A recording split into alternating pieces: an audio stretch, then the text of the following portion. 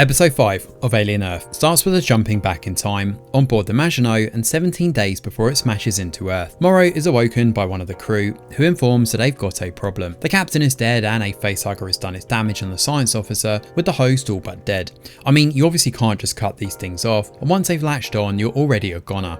A fire has broken out too, but the reason for this stems from a saboteur. This has fried their navigation systems and the engine relays too. Morrow encourages the engineers to get to work fixing this, and it seems they must have had some effect because the ship launching itself that fast at the Earth would do some serious damage, a lot more than the ship actually did anyway.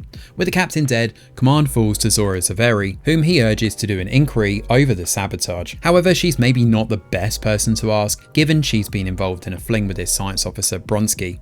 He thinks her judgment is compromised and reiterates that the most important thing here is getting the cargo back to Earth. The group then decide to put the science officer in cryosleep, convinced that this will save him. Newsflash, it won't. Morrow checks out the rest of the specimens they've captured, the location of the fire and what could have caused this. The CCTV footage does shed more light on this, as it shows a saboteur, but it's not initially clear who, given there's a blind spot. However, he does see Zaveri and Bronsky getting it on in the cargo hold in this footage too, and I mean, of all the time and places, really, among these alien specimens? As for Zaveri, she heads to the front of the ship to talk to Mother.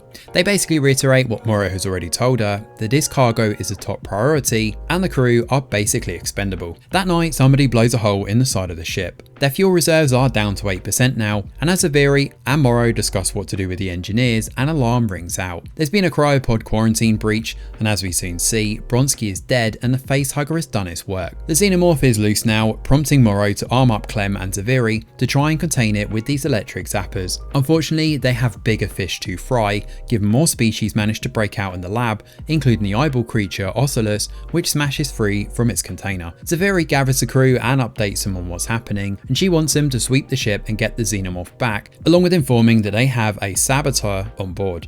Given they don't know who it is right now, all non-duty related movement is going to be suspended.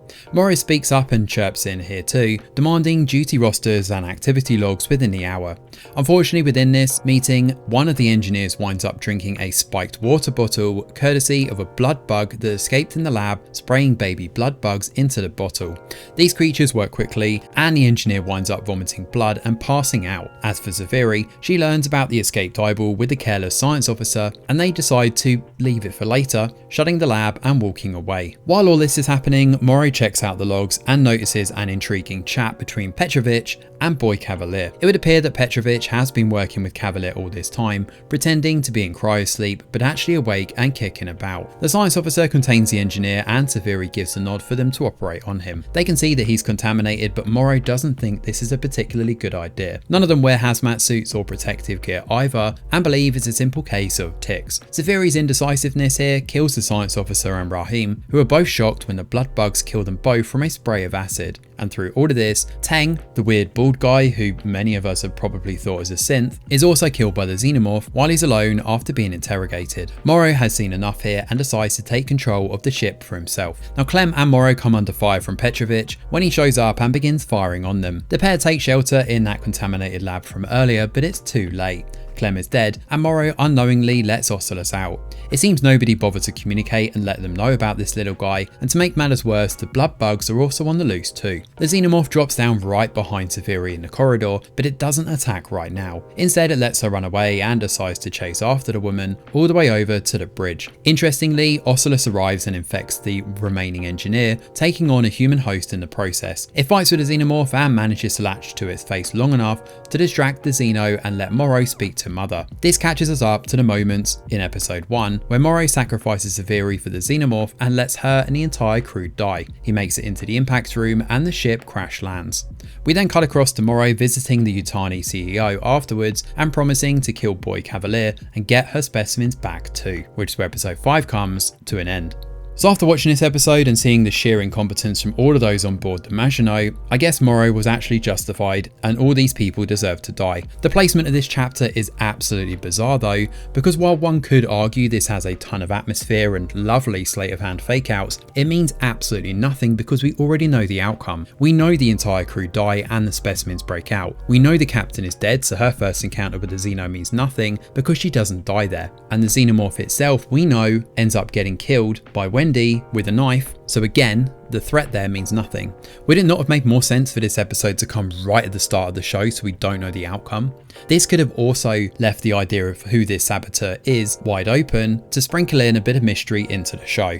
However, understanding more about Oculus and the creature's motivations is a nice touch, especially as it seems to operate as a chaos merchant and doesn't really take sides. I know there's been a lot of discussion about this online where people are thinking that it's working on the side of the humans, but given the fact it actually killed a human in order to present it as a host, this feels more like a creature protecting its food and dominance rather than teaming up with them. The chapter also confirms that Cavalier sabotaged the ship with a planted crew member, but this does feel like a bit of a stretch. Given the kid is quite young and this mission started 40 years ago, I'm guessing we're led to believe here that Cavalier contacted those on board the Maginot, convinced a crew member to sabotage everyone else, and remained undetected in doing so the entire time. Either that, or Cavalier got some of his men to work with the saboteur's men and then liaise together for them to then communicate on the ship. This really needed more fleshing out because it just seems a little bit convoluted. All of this while somehow knowing that the ship would crash land exactly in Prodigy City and not completely annihilate everything he's built despite the ship coming in like an arrow. All of this just seems like a massive jump. Ultimately though, this episode rehashes what we already knew would happen at a point in the story where we're unlikely to care or empathise with anyone outside of Morrow, because as I've said, we know that all of these guys die, so it just seems pointless. Sure, it recontextualises some of Morrow's motivations and why he was speaking to Mother, but outside of that, this is an atmospheric but frustrating episode. It essentially serves as a rework of the original Alien movie, but just with bad writing and incompetent characters. It's a shame too because there is some nice stuff in this, but unfortunately this episode just falls flat. Thanks for watching, and do let us know your thoughts in the comments below. Smash a like or subscribe to the channel, your support is very much appreciated. I'm Greg Wheeler, and from all of us over here at The Review Geek, we'll see you on the next video.